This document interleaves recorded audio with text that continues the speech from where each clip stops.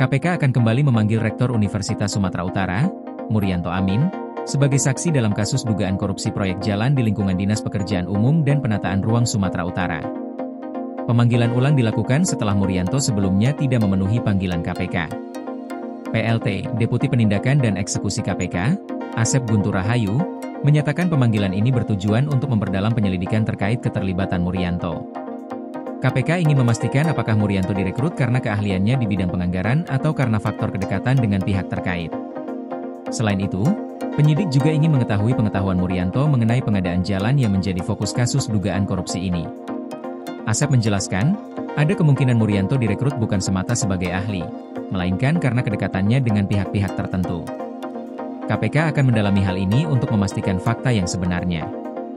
Murianto sebelumnya disebut sebagai bagian dari lingkaran Gubernur Sumut, Bobi Nasution, dan juga terkait dengan Topan Ginting. Penyidik menilai penting untuk mengetahui apakah keterlibatan Murianto murni berdasarkan keahlian atau ada faktor lain di balik pengangkatan tersebut. Kasus dugaan korupsi proyek jalan di Sumatera Utara ini bermula dari operasi tangkap tangan yang dilakukan KPK. Dari hasil penyidikan, 5 orang ditetapkan sebagai tersangka.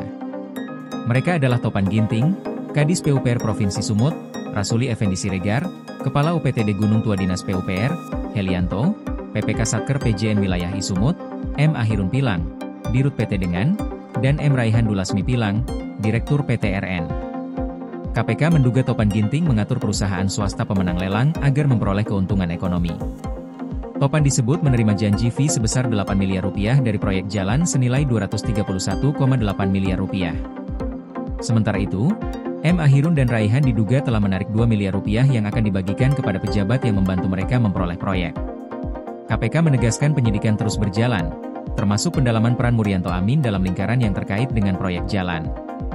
Tujuan pemanggilan ini adalah mendapatkan informasi yang lengkap mengenai mekanisme pengadaan dan aliran anggaran, sehingga dugaan penyimpangan dapat diusut secara menyeluruh. PLN UIPSBU lakukan sosialisasi besaran kompensasi ROW jaringan 150 kV Blampidi Tapak Tuan guna hadirkan listrik untuk rakyat.